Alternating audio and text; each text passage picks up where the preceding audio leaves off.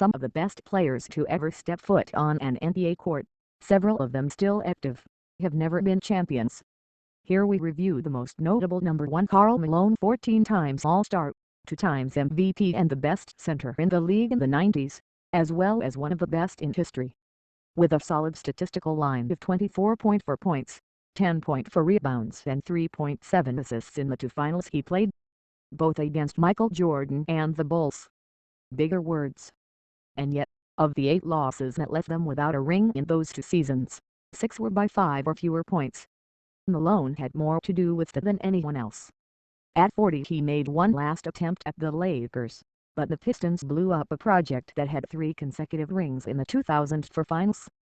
Number 2, Charles Barkley. If it weren't for Jordan, this is not the last time he will be mentioned in this article. Charles Barkley would have been MVP of the finals in 1993. He was already MVP of the regular season after scoring 27.3 points, 13 rebounds and 5.5 assists on average.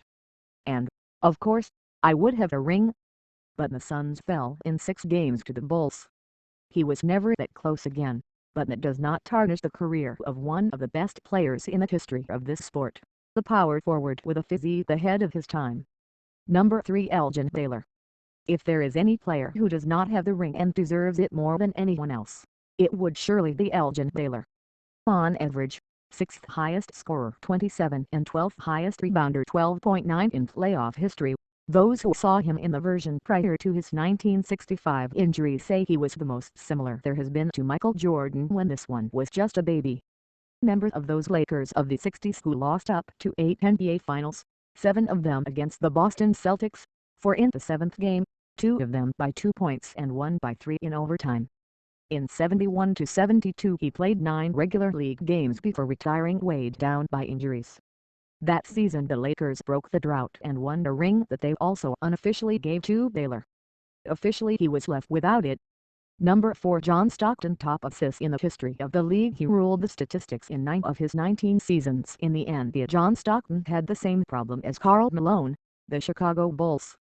In 1997, in the conference finals, he scored what is surely the most important basket of his career. A triple to qualify the Utah Jazz to the first finals in their history, eliminating the 2-time champion Rockets. But both that year and the following could not finish off Jordan and company. One of the best foundations ever left honey on the lips. Number 5, Steve Nash. Another unrepeatable point guard who has never played in the NBA Finals. In his case, not even conference ones. His Suns, the historic team in the regular season, with levels of offensive efficiency never seen before, did not even manage to force a 7th game in the conference semifinals the 3 times they got there. But that does not stop us from recognizing the Canadian as one of the great players without a ring. The double MVP. There are not many who can say that the driving force and brain of a team that in a certain way marked the path of basketball in the last decade. Number 6, Patrick Ewing. Another legacy tarnished by Michael Jordan. Patrick Ewing's Knicks faced the 23 Bulls 5 times in the playoffs, and 5 times they lost. With the momentary retirement of the guard they finally reached the finals in 1994, but there Ewing found himself facing Hakeem Olajuwon. And although the one from the Knicks is one of the best centers ever, the one from the Rockets is almost the best. There is competition: Kareem, Chamberlain, Russell, Shaquille. And that was noticed. Between Olajuwon and Karl Malone they left him without individual trophies, despite being an All-Star 11 times and finishing 7 times in the best quintets and 3 in the defensive ones. Number 7, Reggie Miller. One of the fiercest competitors ever seen on a basketball court and one of the best 3-pointers in history, 3rd in absolute numbers after Ray Allen and Stephen Curry. With his Pacers he lost 3 7th games in the conference finals against 3 different teams.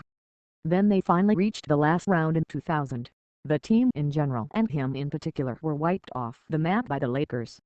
Number 8, Allen Iverson. A unique player of his kind, who revolutionized the NBA landscape in the late 90s and early 2000s.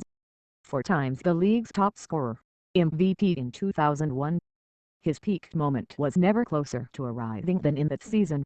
He led more than anyone else the Sixers to the finals, the last time this historic franchise has done so. And in his first game he was going to score 48 points against the Lakers, defending champions. That was the end of his assault on the ring.